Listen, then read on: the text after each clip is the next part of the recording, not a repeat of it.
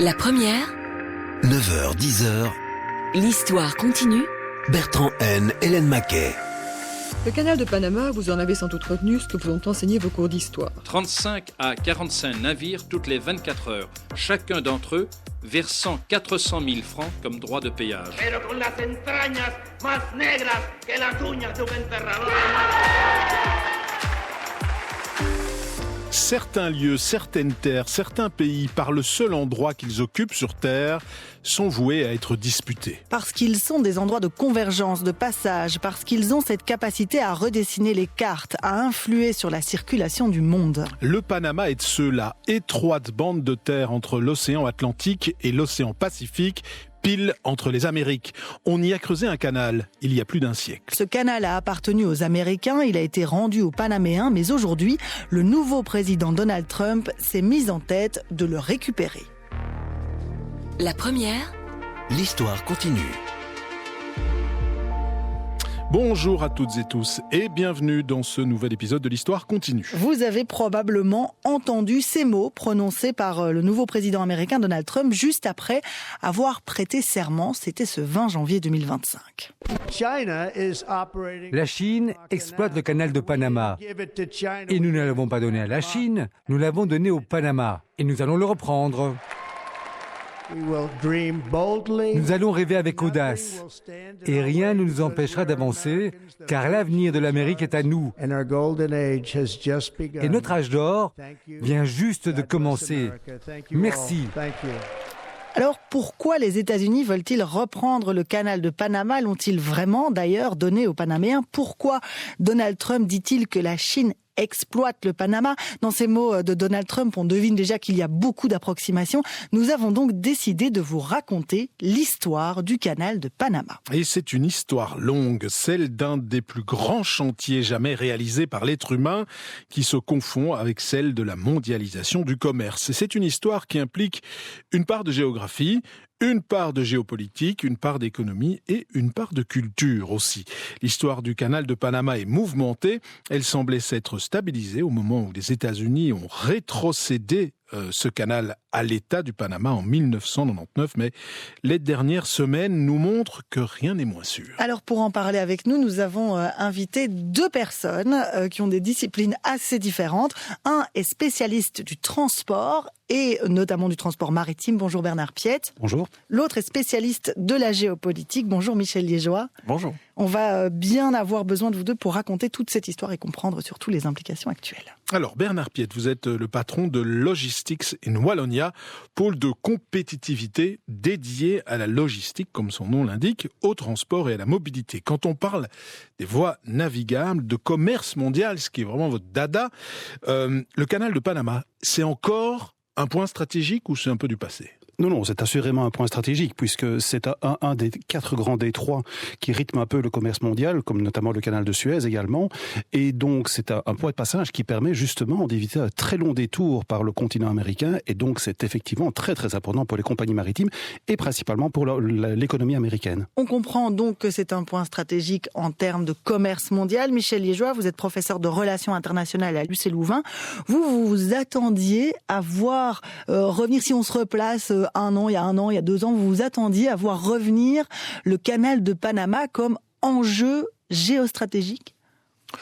Non, parce qu'il n'y avait pas péril en la demeure. Donc c'est assez incompréhensible que Donald Trump identifie des menaces sur la liberté de circulation du canal. Parce que si c'était le cas, effectivement, vu l'importance pour l'économie américaine qui vient d'être rappelée, alors c'est le rôle du président américain de s'en inquiéter.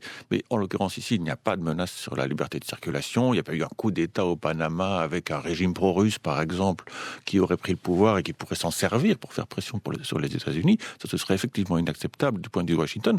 Mais on n'en est pas là. Donc on ne sait pas très bien sur quelle base Donald Trump imagine qu'il y a un souci à ce niveau-là.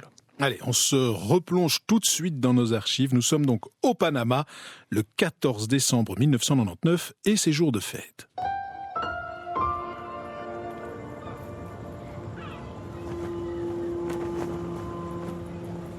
Dans le dos de Jimmy Carter flotte le drapeau du Panama.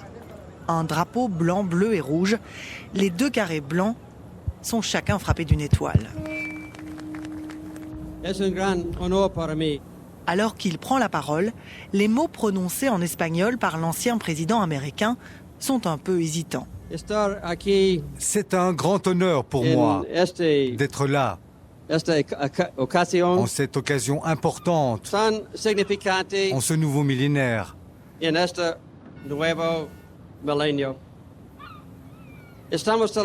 sommes les témoins d'un événement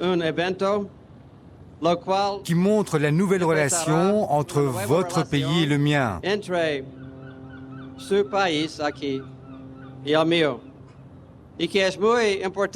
Et c'est tellement important pour toute l'Amérique latine. Derrière Jimmy Carter, une énorme écluse. D'ordinaire, 14 000 bateaux traversent ces lourds vantaux chaque jour. Mais aujourd'hui, c'est la fête.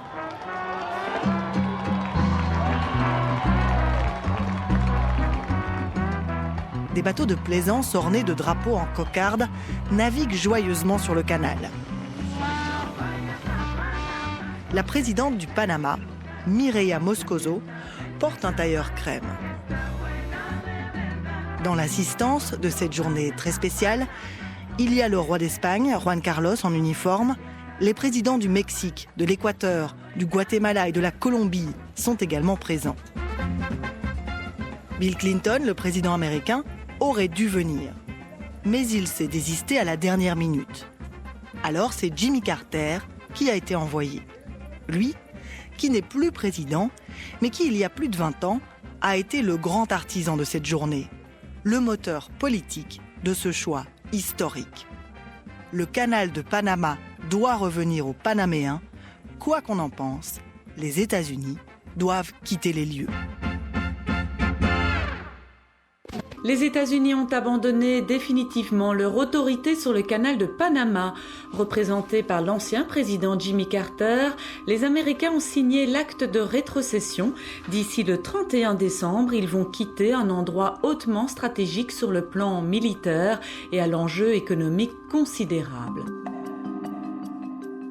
Pour comprendre pourquoi les États-Unis sont en train de rendre les 82 km et les 3 gigantesques écluses du canal de Panama, il faut raconter l'histoire longue de ce bout de terre.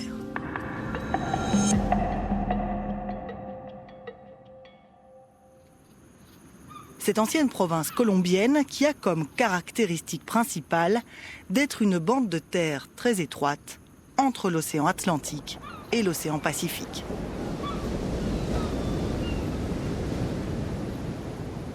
Aussi loin qu'on s'en souvienne, le Panama est un passage. Ici, il y a toujours eu un tracé pour relier un océan à l'autre. Un chemin sur lequel faire passer des marchandises. Un sentier inca, une route pavée construite par les Espagnols, un chemin de fer. Et puis, à la fin du 19e siècle, alors que le commerce mondial est en plein essor, naît l'idée d'y construire un canal, une voie navigable qui ferait passer les bateaux de l'Atlantique au Pacifique sans devoir faire les milliers de kilomètres de détours du contournement par le Cap Horn. C'est d'abord un Français qui se lance dans l'aventure, l'homme qui avait déjà réussi la prouesse du canal de Suez.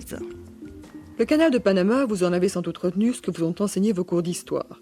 C'était le deuxième canal entrepris par Ferdinand de Lesseps en 1881, arrêté en 1883 à cause de difficultés financières qui devaient provoquer, en 1889, le scandale de Panama.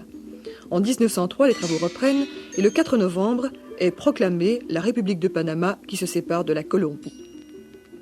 Le 18 novembre de la même année est signé à Washington le traité Buno-Varilla, au terme duquel la République de Panama accorde à perpétuité aux États-Unis l'usage, l'occupation et le contrôle de la zone du canal, une bande de terre de 20 km de large et de 100 km de long.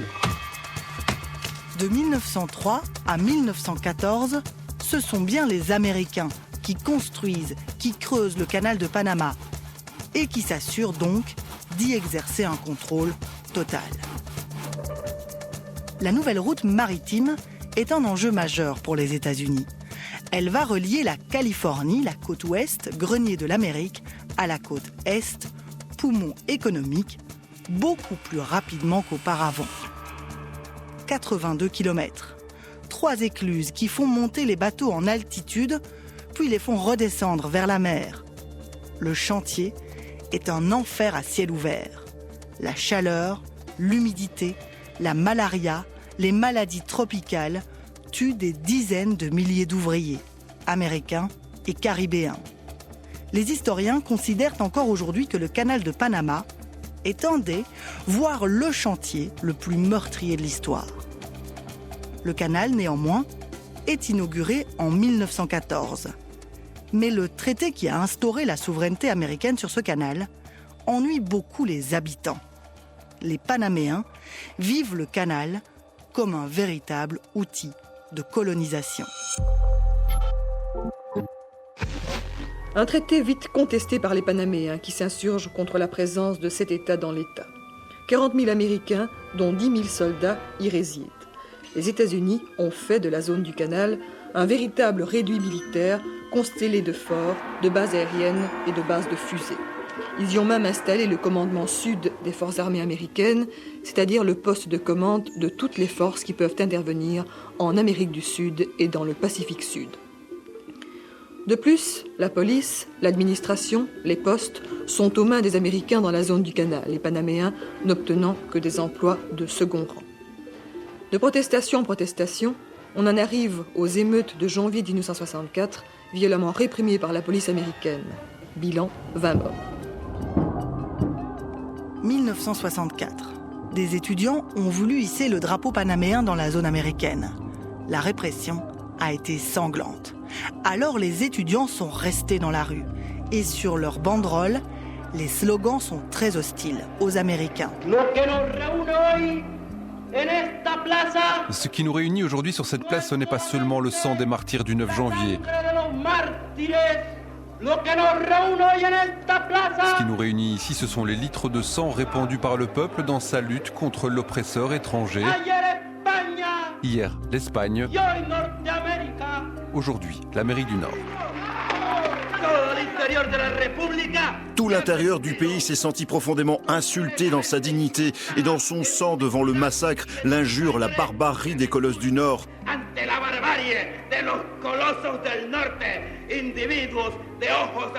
Ces hommes aux yeux bleus, aux cheveux blonds, mais aux entrailles plus noires que les ongles d'un fossoyeur.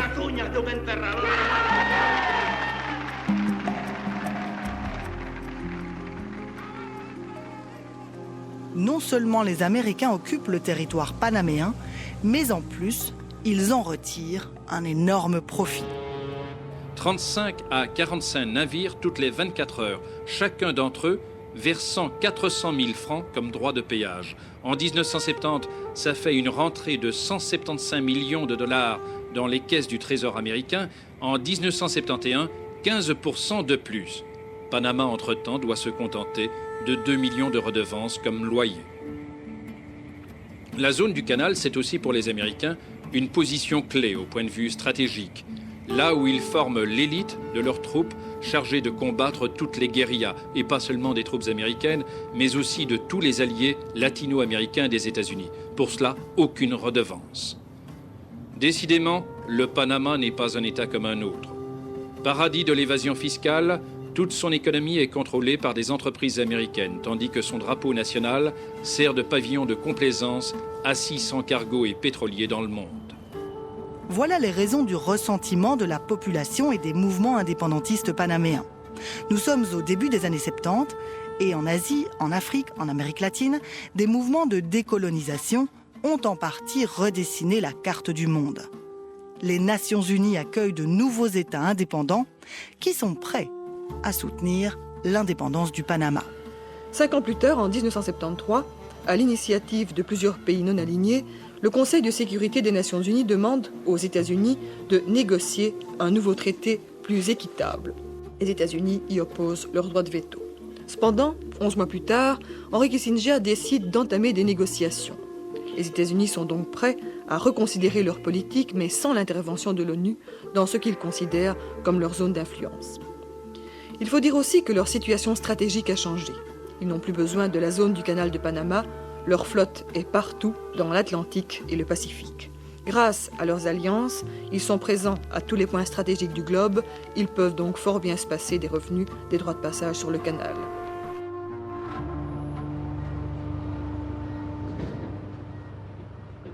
D'autant plus que le canal de Panama commence à vieillir. Les plus grands bateaux n'y passent plus. L'outil commence à devenir obsolète. En 1977, le président américain Jimmy Carter signe les traités de rétrocession.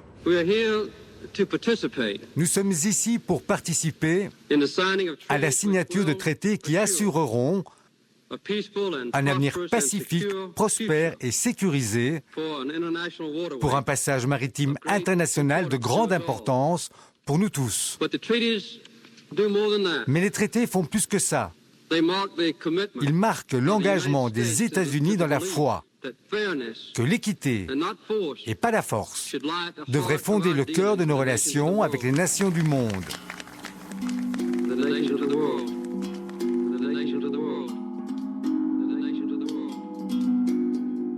Les traités sont signés en 1977, mais il faudra attendre le 31 décembre 1999 pour voir le canal retourner aux Panaméens. À la fin de cette année, donc, le canal de Panama cessera d'être une colonie américaine. Une passation de pouvoir qui se fait sans réjouissance. De part et d'autre, la méfiance reste de mise. Côté américain, bon nombre de républicains conservateurs continuent de penser qu'il s'agit d'une erreur. D'autres estiment que l'État panaméen est incapable de gérer l'outil qui doit être modernisé et que dans 5 ans, il sera hors d'usage. Certains redoutent l'emprise de la Chine sur les ports du canal. La présence des navires chinois va bien s'intensifier sur le canal au fil du temps. Le Panama va par ailleurs financer un grand chantier d'élargissement du canal. Il a été inauguré en 2016 et permet désormais aux plus grands bateaux de relier l'Atlantique au Pacifique.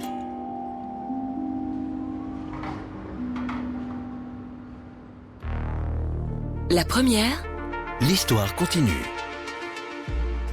Après ces déclarations du président américain Donald Trump, qui dit vouloir reprendre le canal de Panama, on retrace l'histoire de cet endroit très particulier. On tente de comprendre ensemble quels sont les enjeux aujourd'hui et pour l'avenir. On va peut-être commencer par vous, Bernard Piette. Je rappelle que vous êtes patron de Logistics in Wallonia, qui est le pôle de compétitivité qui est dédié notamment à la logistique et au transport.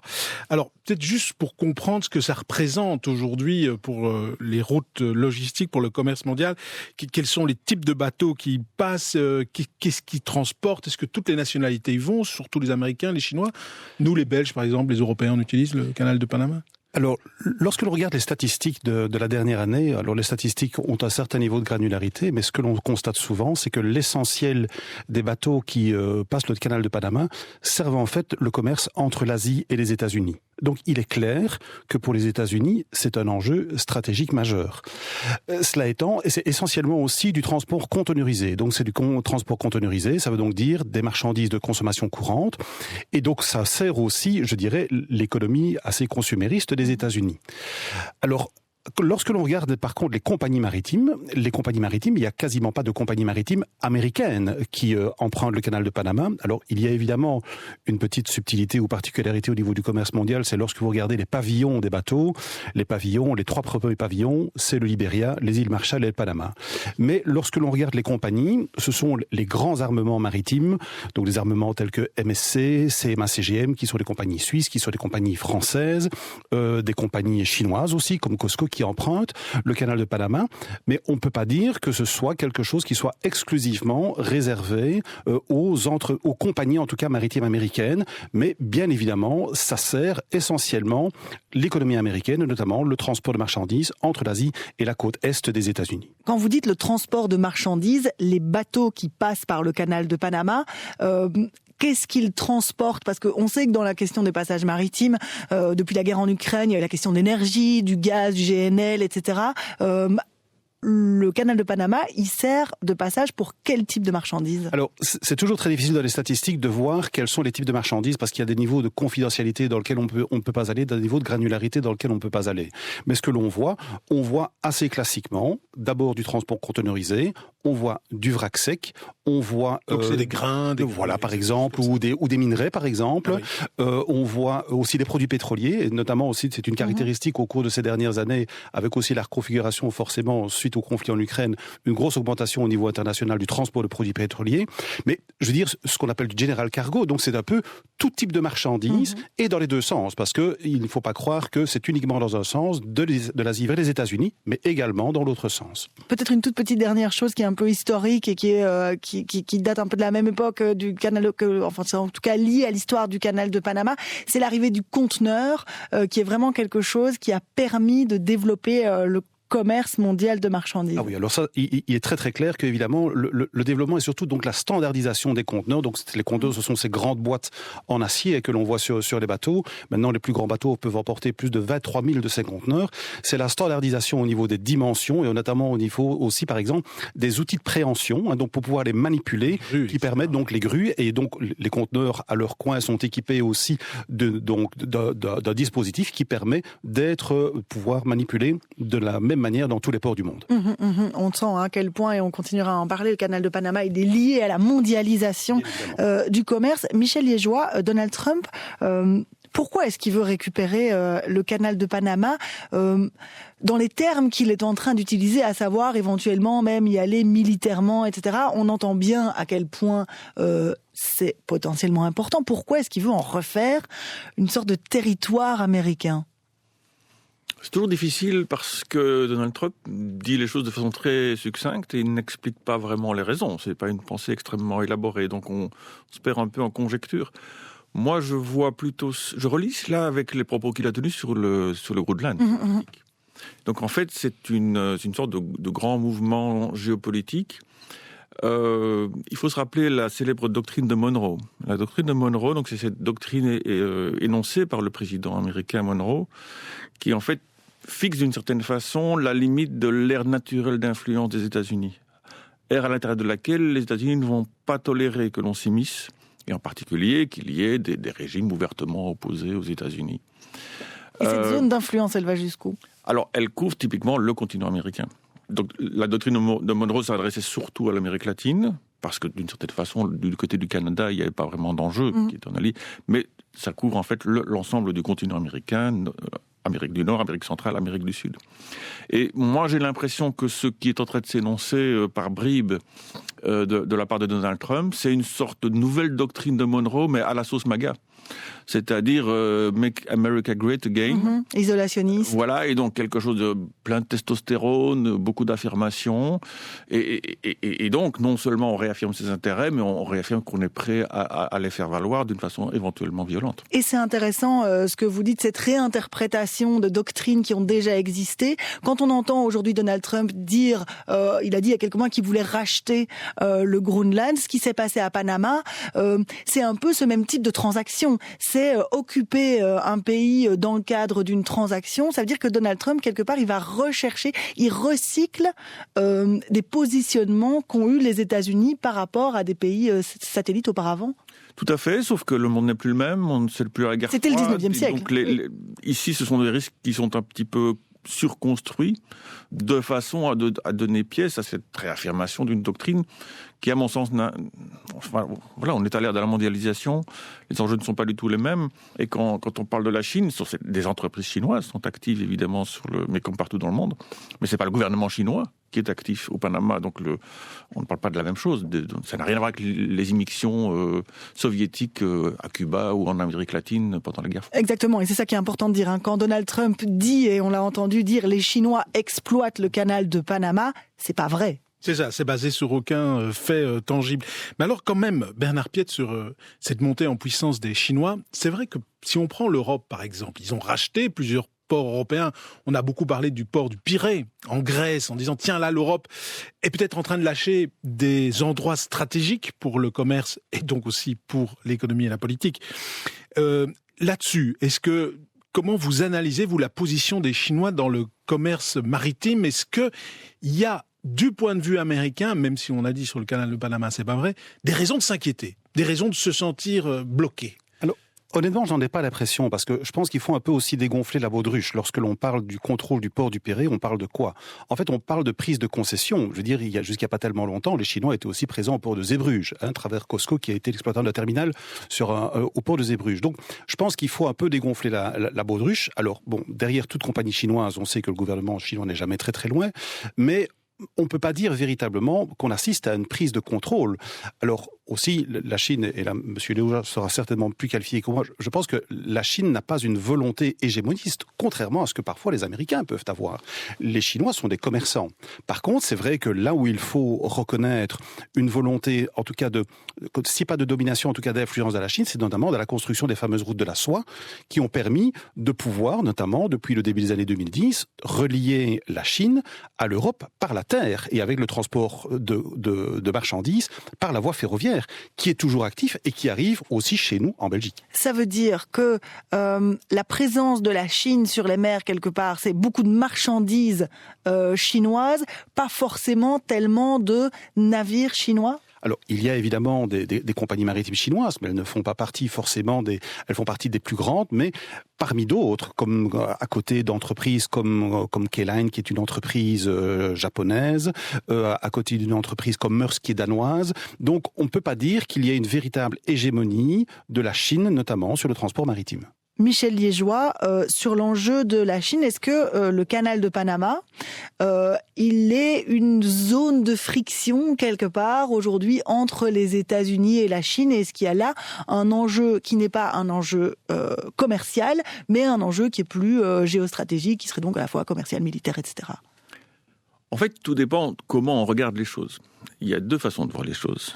Une façon qu'on pourrait qualifier de libérale, qui consisterait à constater que l'interpénétration des économies chinoises et américaines est tellement forte que les intérêts sont exactement identiques. Les intérêts des Chinois et des Américains, et que ces échanges puissent se passer de la façon la plus fluide possible.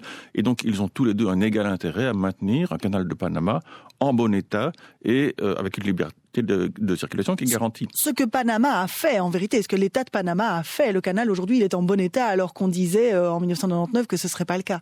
Il a été élargi. Le nouveau canal est actif depuis 2016. Et on est passé d'un maximum de, je pense, 4 000 conteneurs à 11 000 maintenant par bateau. Donc c'est un élargissement considérable. Et c'est dans l'intérêt des Chinois comme des Américains.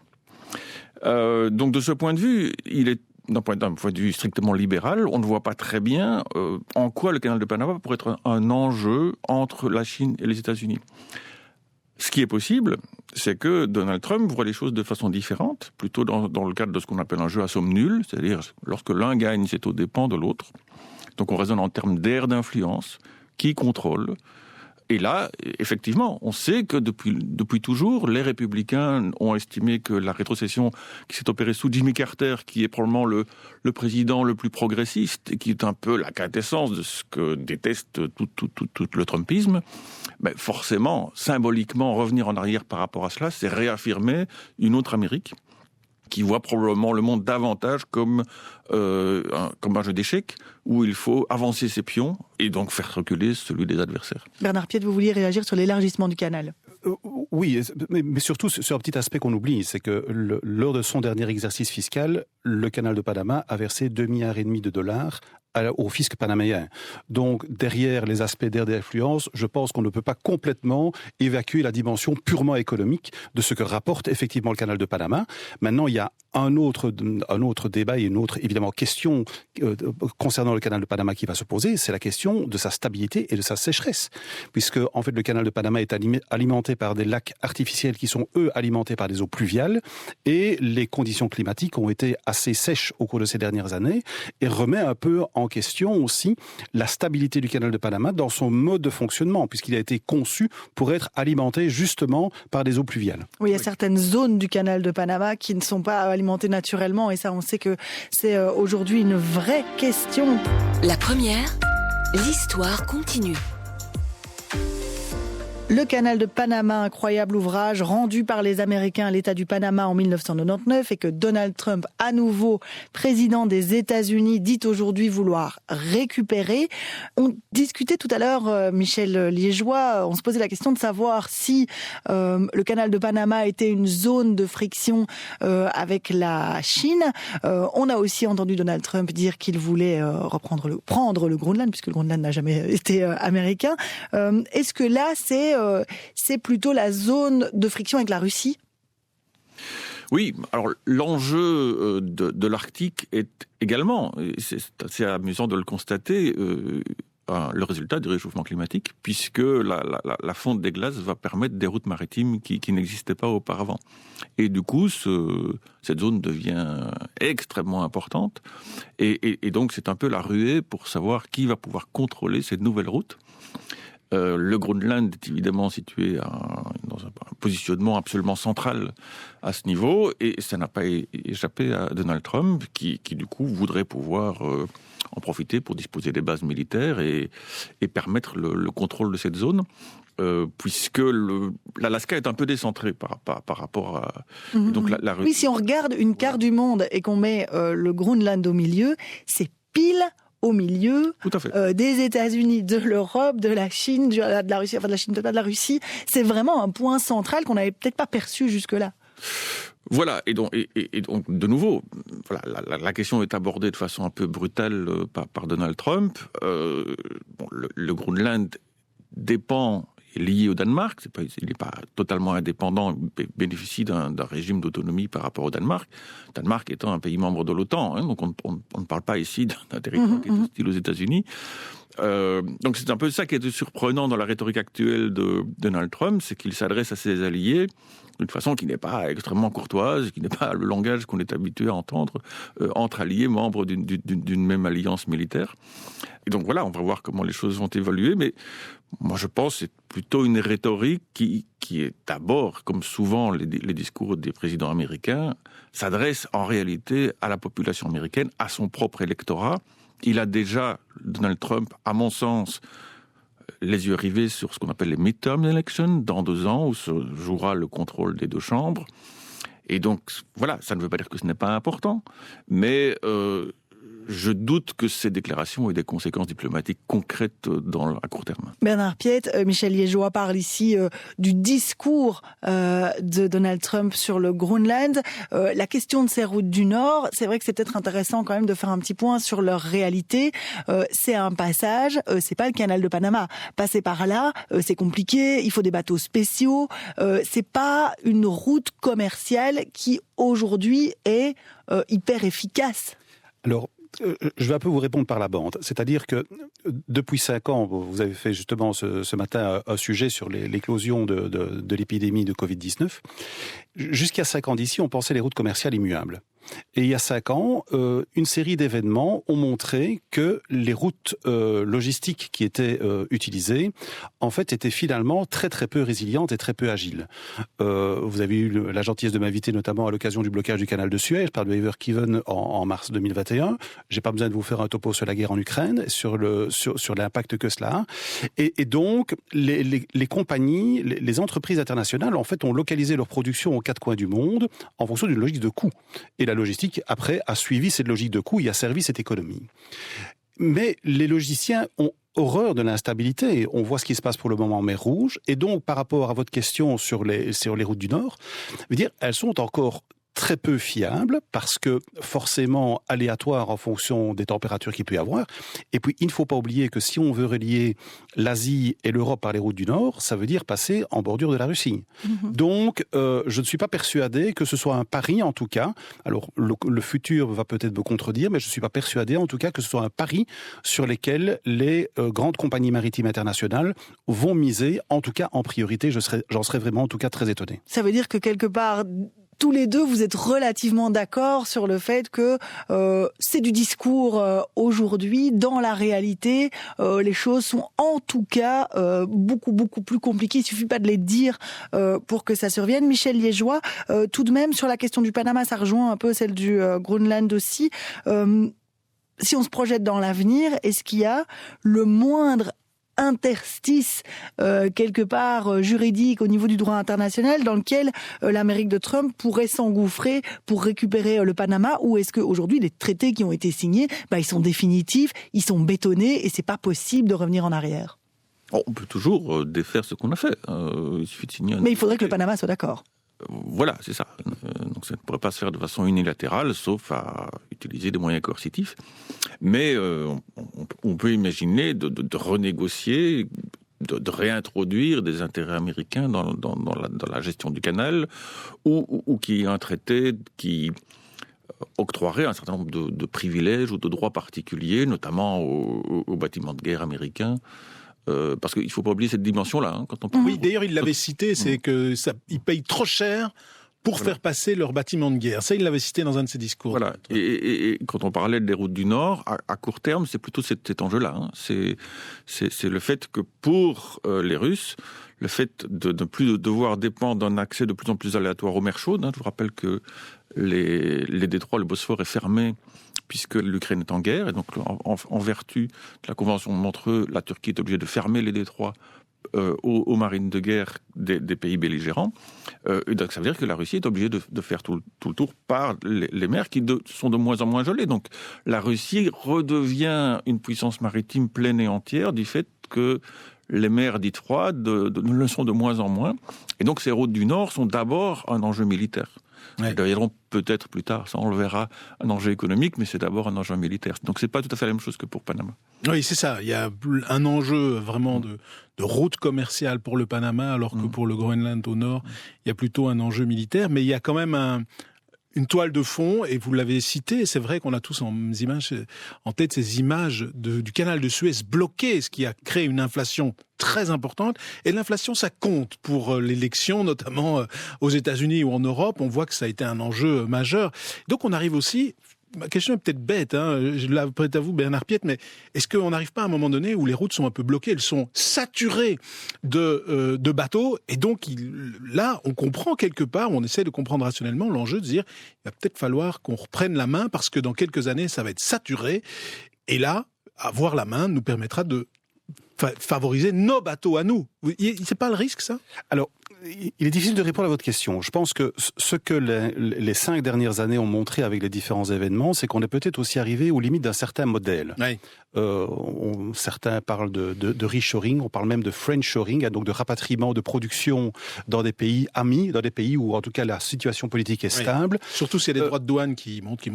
Alors voilà, les droits de douane, je veux dire, les 60 dernières années se sont bâties un peu sur le totem du libre-échange. Et on voit notamment avec Donald Trump que le libre-échange n'a pas tellement ses faveurs. Je pense aussi qu'on peut assister dans les prochaines années un peu à une forme de déconsolidation des grands blocs économiques à cause justement de cette instabilité des routes maritimes, et avec un aspect aussi qu'il ne faut pas négliger, c'est que ces routes maritimes ont pu se développer sur base aussi d'une énergie abondante et bon marché. Et c'est un aspect qu'on oublie un tout petit peu, c'est que cette énergie, à l'avenir, risque de ne plus être aussi abondante et aussi bon marché. Et le paradoxe de la situation, c'est que l'on voit que la construction des bateaux n'a jamais été aussi importante, et particulièrement pour la construction de bateaux citernes, pour le transport de pétrole. Donc c'est très très difficile à ce jour de prévoir quelle sera la situation du commerce maritime et des routes logistiques dans 5 à 10 ans.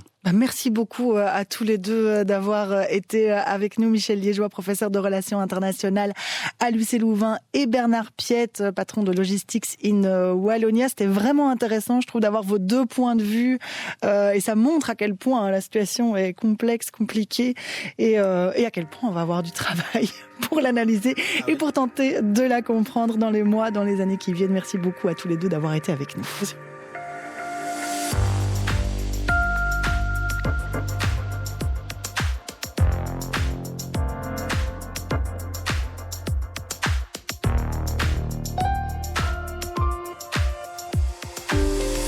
Raconter le passé pour éclairer le présent, c'est ce qu'on fait dans l'Histoire continue. Avec les archives de la Sonuma, une émission réalisée par Jonathan Remy, coordonnée et préparée par Émilie Malice.